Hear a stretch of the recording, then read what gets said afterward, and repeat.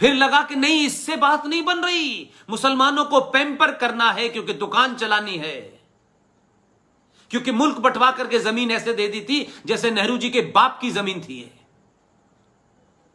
लोगों ने इस देश को ऐसे बांट दिया कि उनकी पर्सनल प्रॉपर्टी हो।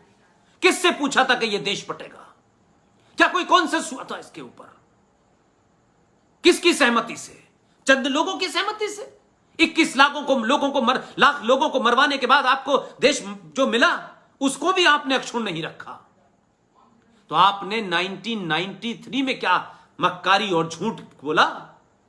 क्या आपने कहा कि क्या करें? तो यकायक 1984 में जिन सिखों को आपने, एक पार्टी के गुंडों ने उसे धर्म और मजहब का लड़ाई करके उनको मारा, अत्याचार किया, उनको आपने कहा इन्हें अभी और तकलीफ देनी है, और मुसलमानों के दबाव में आपने बिना सोचे समझे एक नोटिफिकेशन जारी कर दिया अक्टूबर में।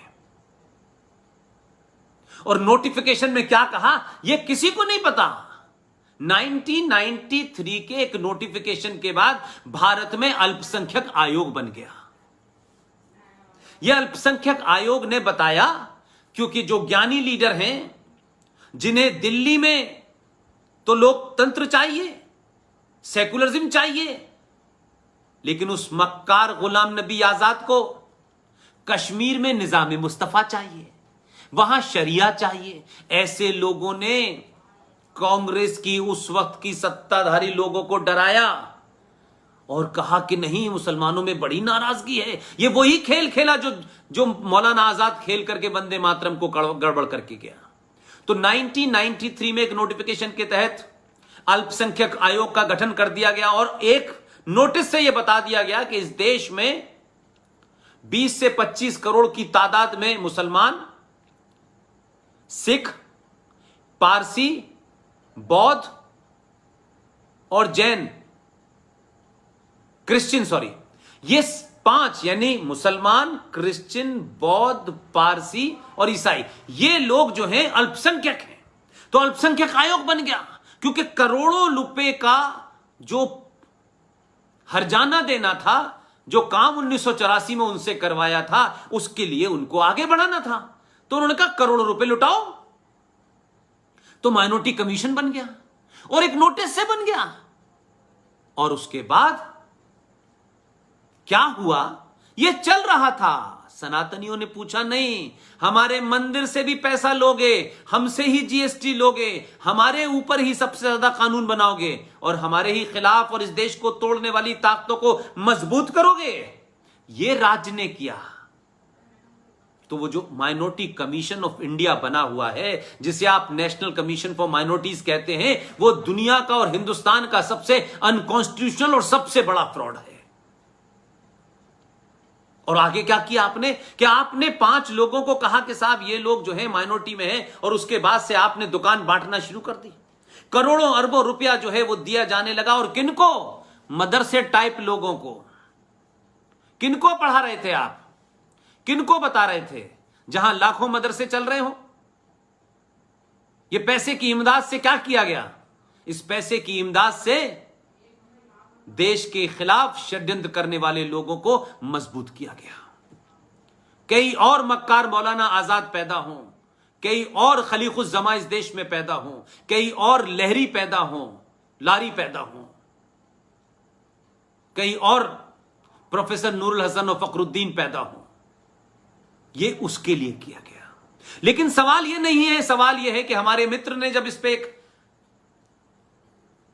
आरटीआई डाली और सरकार से यह पूछा कि भाई ये कौन माइनॉरिटी में है और कौन माइनॉरिटी में नहीं है, ये बताएं, तो पता ये चला कि सरकार के पास इसका कोई कागज ही नहीं है। किसने तय किया माइनॉरिटी क्या है, किस डेफिनेशन के तहत, पता ही नहीं चला। लिहाजा उनको माइनॉरिटी बना दिया गया। लेकिन उसके बाद में दूसरा जघन्य अपराध यह किया गया कि हर राज्य में माइनॉरिटी कमीशन बन गया, वहां भी माइनॉरिटी के लिए है। तो शायद हमने यह सोचा कि राज्य में जो माइनॉरिटी कमीशन बनेगा वो उस राज्य में माइनॉरिटी मेजॉरिटी के हिसाब से चलेगा। लेकिन कमाल की बात देखिए, अरबों खरबों रुपया दिया जा रहा है, करोड़ों रुपए का हर बार बजट बढ़ा दिया जाता है। कोई पूछता है ये कहां जा रहा है बजट? कोई नहीं पूछता।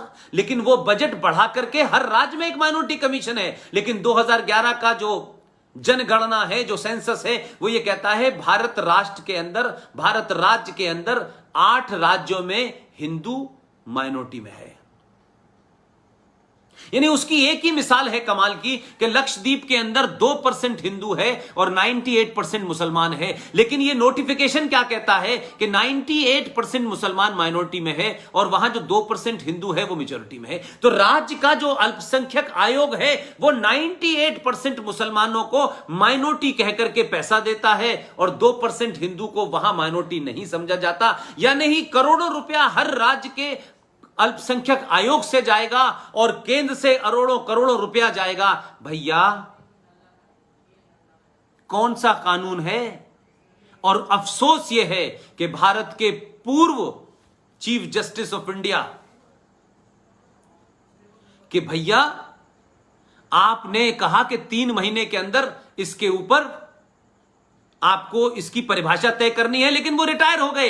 अब नए जज ने कहा कि नहीं, अब इसकी जरूरत नहीं है, अब आप राज्यों में जाइए। तो आपकी लड़ाई को बढ़ा दिया। तो एक मुद्दा तो मेरा यह है कि ये जो अल्पसंख्यक आयोग है ये इलीगल है, अनकॉन्स्टिट्यूशनल है। इसलिए इलीगल है और इसलिए अनकॉन्स्टिट्यूशन है कि कॉन्स्टिट्यूशन की जो भावना है सेकुलरिज्म की उसके खिलाफ है। दूसरा मुद्दा यह है कि भारत के अंदर वंदे मातरम को लेके 1937 के अंदर विवाद हुआ था। 1937 का कोई समझौता आजाद भारत के ऊपर लागू नहीं होगा और भारत की आजाद भारत में जो आजाद खंडित भारत मिला, उस खंडित भारत में जब मध्यरात्रि में भारत की आजादी की घोषणा की जा रही थी, उस वक्त सरदार पटेल ने एक शख्स को चिट्ठी लिखी और उस शख्स का नाम था पंडित ओमकार नाथ ठाकुर। बहुत बड़े संगीतज्ञ थे, बहुत बड़े संगीतज्ञ थे।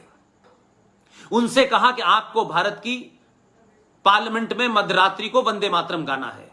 मैंने इसलिए कहा कि 15 अगस्त से जो चीजें होंगी वही आजाद भारत में मान्य होंगी। कोई जिहादी दूसरे जिहादी को अपीज करने के लिए 1937 में किसने किससे क्या समझौता किया, वो 2 लोगों के बीच में समझौता हो सकता है, 2 पार्टियों में समझौता हो सकता है, वो भारत राष्ट्र का समझौता नहीं माना जाएगा। इसलिए पंडित ओमकार नाथ ठाकुर को सरदार पटेल ने 14 अगस्त 1947 को एक तार भेजा। ओमकार नाथ ठाकुर साहब उस वक्त मद्रास में थे और उनको जब तार मिला तो उन्होंने पूछा कि बताइए क्या करना है। सरदार पटेल ने कहा कि आपको आजाद भारत की खंडित सभा में आकर के वंदे मातरम गाना है। मैं ओमकार नाथ ठाकुर जैसे महान संगीतकार के उनके संगीत को मैंने नहीं सुना, लेकिन उस जैसे देश प्रेमी राष्ट्र प्रेमी आदमी को मैं मान सलूट करता हूं कि उन्होंने कहा मैं आऊंगा, वंदे मातरम गाऊंगा, लेकिन खंडित भारत में मैं खंडित वंदे मातरम नहीं गाऊंगा, 9.5 मिनट का 22 पंक्तियों का ही गाऊंगा। सरदार पटेल ने कहा आप आइए, वो आए, उन्होंने पूरा 9.5 मिनट का वंदे मातरम गाया। इसलिए मैं कहता हूं कि आज इन मुद्दों को सड़कों पे लाइए। देश के व्यवस्था और सत्ता में आतंकवादी जिहादियों ने आपकी सत्ताओं को डरा करके, धमका करके, लालच में जो कानून और जो व्यवधान किए हैं उसको हटाइए, तब होगा। क्योंकि आप ही के संविधान में यूनिफॉर्म सिविल कोड लगा है। यहां जो लोग बैठे हैं शाहीन बाग पे, वो संविधान का और बाबा साहब की बड़ी तस्वीर लेके बैठे हैं। उन्हीं से कहिए कि संविधान में यूनिफॉर्म सिविल कोड भी लिखा है। उन्हीं से कहिए कि राज्य सरकारों को और केंद्र सरकार को यह निर्देश दिया गया है कि जनसंख्या नियंत्रण कानून लाएं। सन 76 से क्यों नहीं आया? यह सरकार आपकी है, आपने बनाई है, इस राष्ट्र के लिए बनाई है। उसको ज्यादा से ज्यादा ताकत में पहुंचकर इन मुद्दों को उठाएं और इनको सड़कों पे लाएं, ताकि देश को पता चले कि भारत का युवा क्या कर रहा है। मैं समझता हूं कि मैंने काफी समय आपका ले लिया है। मुझे कोई आधे घंटे बाद अमेरिका के अंदर एक इंटरव्यू है मेरा 9 बजे से, मुझे वो भी करना है। मुझे लगता है कि मैंने बहुत सारी बातें हटाई हैं। ये रिजर्वेशन की जो बात है कि भारत के संविधान में रिजर्वेशन की बात कही गई थी, तो उसके साथ में यह भी बताएं कि वो 10 साल के लिए कही गई थी। और आखिर में युवाओं को फिर मैं एक प्रेरणा के लिए बात कहना चाहता हूं कि अगर आजाद भारत में कोई एकमात्र लीडर था जिसे भारत का राष्ट्रपिता बनना चाहिए था। उस ईमानदार, उस बेबाक, उस निडर आदमी का नाम था डॉक्टर भीमराव अंबेडकर। डॉक्टर भीमराव अंबेडकर से ईमानदार कोई आदमी नहीं होगा। उन्हीं ने कहा था कि यह रिजर्वेशन 10 साल के लिए है। यह बाद में आपके नेताओं ने अपनी सुविधा के लिए बढ़ाया। लिहाजा भीमराव अंबेडकर की किताब है पार्टीशन और पाकिस्तान और पार्टीशन ऑफ इंडिया। इस किताब को पढ़ें। जो लोग भीमराव अंबेडकर की तस्वीर लेकर के शाहीन बाग पे बैठे हैं, उन्हें पता चलेगा कि भीमराव अंबेडकर ने इस्लाम के बारे में क्या कहा है, मुसलमान के बारे में क्या कहा है। ऐसे ऐसे शब्द कहे हैं जो कहीं सुनने को नहीं मिलेंगे। उनको भी बताइए, ताकि ये जय भीम और जय मीम से कुछ लोगों को लगता है कि सनातनियों के खिलाफ हम किसी को खड़ा करेंगे, तो उनकी गलतफहमी दूर कर दें।